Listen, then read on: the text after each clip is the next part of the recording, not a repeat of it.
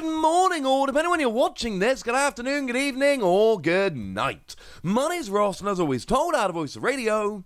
So today, we need to look at one of the weirdest, best, most important, most impactful, most confusing cards we've seen in a long time.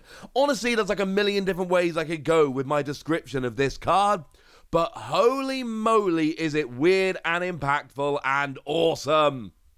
It's Slowbro from Pokemon Go. I love how that sounds to say it out loud. Translations here from the lovely Antoine Boulet on Slowbro, though I will say I did do Slowpoke myself, though I did need to use just a little bit of Google Translate, and then I checked with a lovely Joe over at Cerebi.net, because I think I'm getting all right at this translating malarkey, but, you know, let's be perfectly clear, still need to check with the lovely, well, people who help me out. Here or there. So, what have we got? Well, Slowpoke itself isn't particularly impressive. We got 70 HP. For a single energy, you can heal 30 from this Pokemon. That one I did all by myself. That one's quite easy. The second attack, 1 water energy. Reveal an item card from your discard pile and put it into your hand. I needed a bit of Google Translate on that one, but Joe agrees with me. It's fine. Turn 1, going second, you've got nothing else going on, so you get a card back from your discard pile. It's fine, alright?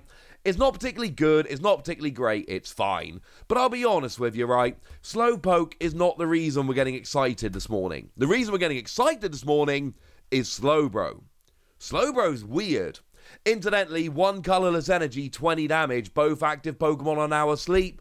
Let's just say we're not going to be spending too much time on that one.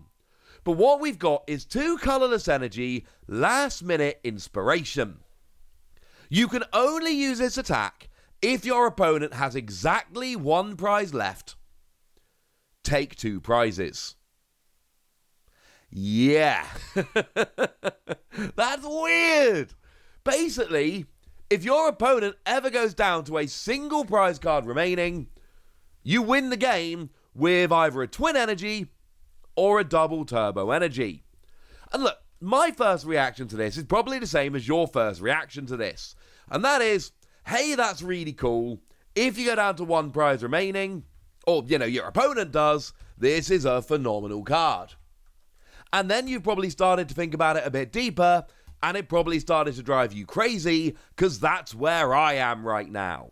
You see, if it was just Slowbro, this wouldn't be so big a deal, because essentially Slowpoke would be the most attractive target for gusting like boss's orders that we've basically ever seen. Your opponent would not let Slowpoke hit the bench, which incidentally would then turn this into a phenomenal decoy. Just kind of bench this to force your opponent to go after it. Your opponent would know that they had to take out that Slowpoke, and that doesn't mean the Slowbro wouldn't work, but it would mean that you would basically have to bench 2 Slowpoke at the same time, assume that one of them's getting knocked out, and then you would have exactly 1 turn to evolve it, and get a double turbo energy or a twin energy, and bearing in mind this would all have to be done in the perfect window. So your opponent's got, for instance, 2 prize cards remaining, so you force them to take out the Slowpoke, and then you've got 1 turn to evolve and get the twin energy or the turbo energy. And of course, you can never play a 2 prize Pokemon. So in these kind of single prize decks, what you often want to do is play something like a Luminion. And you don't really want to play Luminion. Luminion gets a supporter card when you play it from your hand to your bench. You don't really want to play a Luminion, but essentially you have to play a Luminion because if you have a bad start, you quick ball for a Luminion and you're off, or something along those lines. The problem then is, if you start with Luminion and you're relying on Slowbro, you're out. Or if you are forced to play it, i.e. because you have nothing, then all of a sudden, Slowbro's out for the entire game. Because your opponent, if they know you've got Slowbro, will never go down to 1 prize remaining. They will make sure that they go down to 2 prizes remaining, and they will take Luminion, and then they will win the game in that way. If it was just Slowbro, this wouldn't work so well. But it's not just Slowbro. Also, I should mention, we do have coming up that Volo supporter card that lets you choose one of your bench Pokemon V and discard it. Obviously, if you are relying on the Slowbro way of doing things, Volo becomes over the top important because you need to be able to get it off the field before your opponent has 2 prizes remaining. That's very important. But as I've said, it's not just Slowbro, it's Zoroark. And Zoroark is what turns this from a, hey, that's kind of cool, to an, oh, that could break things. Because you see, Zoroark's got an ability that lets you switch it for a stage 1 in your discard pile. And if you're playing a Zoroark deck, you are going to be just flooding Zorua on the field as much as you can. And as soon as you get Zoroark out, as long as you've got a single Slowbro in your discard pile, you can swap Zoroark for Slowbro.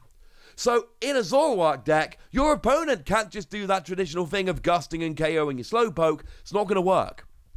You're going to have too many basics that can evolve into it. That plan is not going to work for your opponent. You are always going to be able to do this. Use single prize Pokemon, Volo away any 2 prize Pokemon you've got, and you will force your opponent to take single prizes and go down to exactly 1 prize remaining, at which point, as long as you've been able to take 4 prizes, Slowbro will win you the game. Obviously, one way around Slowbro is just rush.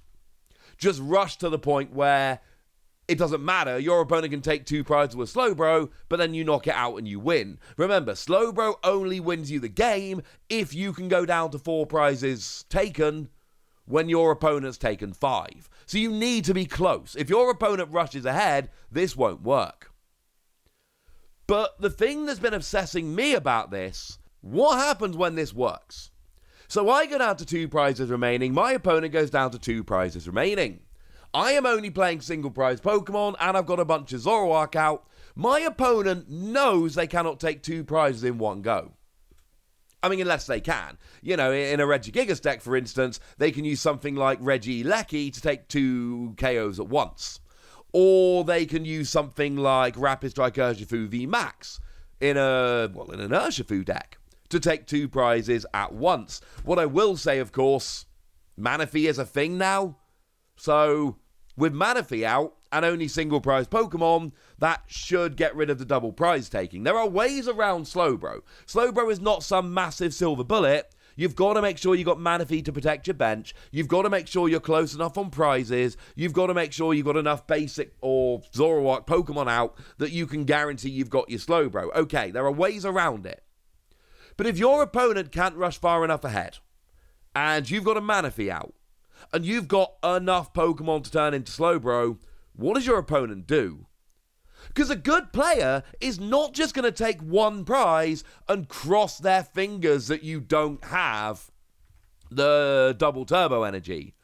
I mean, maybe they're going to Roxanne, put you down to 2 prizes remaining, and hope you don't have the energy. Does that really sound like a good plan? Because that's the kind of thing we're talking about here. If you're on 2 prizes each remaining, but you've only got single prize Pokemon, you've got a Manaphy, and you've got a way to get Slowbro, either a Slowpoke ready to evolve or a Zoroark, then pretty much what your opponent's left with is, I'm gonna take a prize and hope?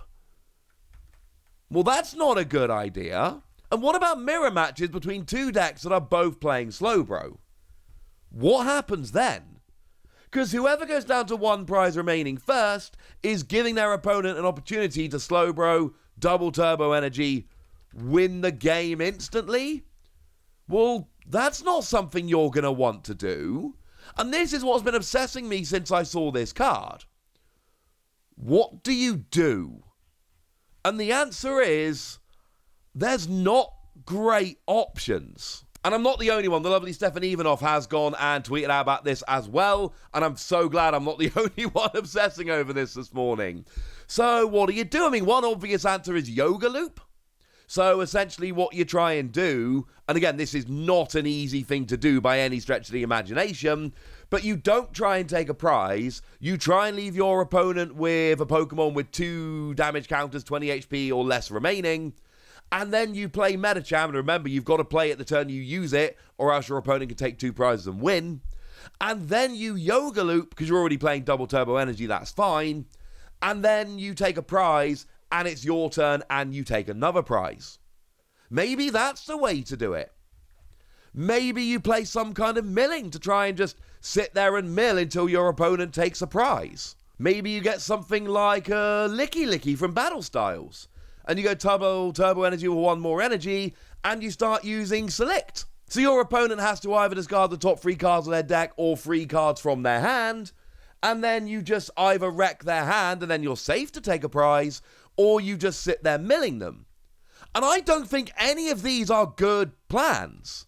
Yoga Loop is super awkward to set up. Licky Licky's a free energy Pokemon, which is far from an ideal situation. And you know, one of the other ones that was suggested on Stefan's tweet here, somebody, it was Pukemewku Enjoyer, suggested the Electrode from Vivid Voltage. Although do please remember that that is going to be rotating out very shortly after Pokemon Go comes out. We're only going to have a very small window where Pokemon Go is out with Vivid Voltage, but there is going to be a little window here, and essentially that lets you KO it and give your opponent a prize. So when your opponent's on 2 prizes remaining, you KO Electrode, and then your opponent has exactly 1 prize remaining, and then you can Slowpoke or Slowbro.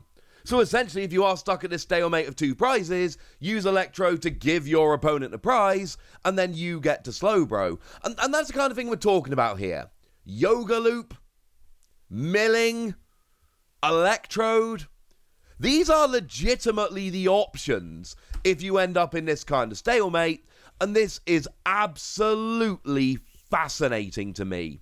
And as a side note, do remember that it doesn't need to necessarily be in some kind of Slowbro mirror match. Electrode is always going to be an option to, and with Zoroark, remember you get multiple of these in 1 turn if you wanted to basically, if you've got 2 prizes left to take, use Electrode to force your opponent down to 1 prize remaining, and then take that prize using Slowbro, so you don't need to worry about knocking out a Pokemon or anything along those lines. You can just immediately force them down to 1 prize remaining and then win the game with Slowbro. This is, I said this at the beginning, one of the most interesting, weird, broken, call it what you will cards that we've actually seen, and I love it. And it's going to create some weird situations. As a caster, this fascinates me. As a deck builder, this fascinates me. Frankly, this is a weird card which is going to lead to some very weird situations, and I am in on it, ladies and gentlemen. I am in. I'm giving this 5 Wassies. I love this. This is potentially a broken card, but it's not that easy. Like I've said, there are several ways around it in the early game, and if it gets to the point where this is then viable, things get really, really interesting. But I want to know what you think. So let me know in the comment section, would ya? Go nuts! Be nice!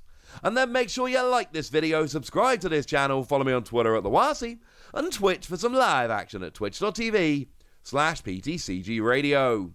If you want to support the channel, get some bonus podcasts and all that good stuff, head on over to patreon.com/PTCG Radio, where you can do exactly that. But by far the most important thing as always, look after yourselves till next time, would ya? Thank you very much for watching. My name's Ross, and you've been watching PTCG Radio.